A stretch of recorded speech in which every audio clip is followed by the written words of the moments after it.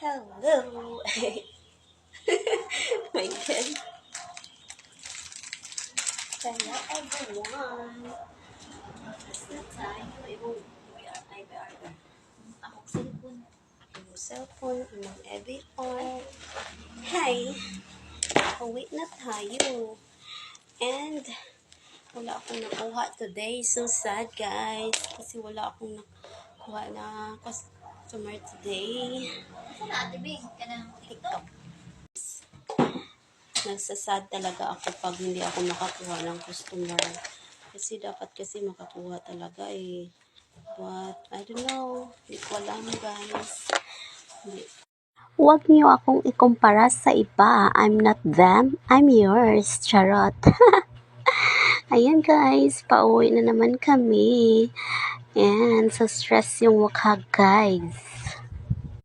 Hello, guys. Ayan. As you can see here, ang init na kahit umaga pa, guys. Init na siya talaga. Nalungkot ako kapag mainit masyado kasi yan yung factor na hindi ako makakatulog at saka yung maingay yung paligid. Lalo na guys, pag nakakatulog na ako, then bigla akong nagising. Yan, hindi na ako makakatulog ulit. Kaya maasa lang, na lang sana na pag nakakatulog hindi magising para tuloy-tuloy yung tulog. Ayun guys, nakakalungkot talaga pag kulang sa pahinga kasi nga stress. And kapag stress ka, mahina yung metabolism mo. And kapag mahina yung metabolism mo, ayan, magiging tataba ka.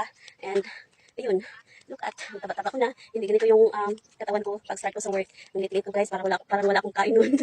Naalala ko talaga, nakita ko yung picture ko dati nung hindi pa ako nag-work sa ACC. And nakita ko yun.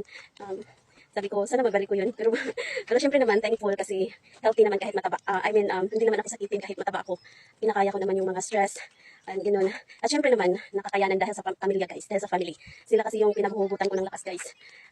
Kaya, thankful pa rin ako kay God. Dahil kahit mahirap at nahihirapan or na-stress, tinutulungan pa rin niya ako na kakayanin lahat guys.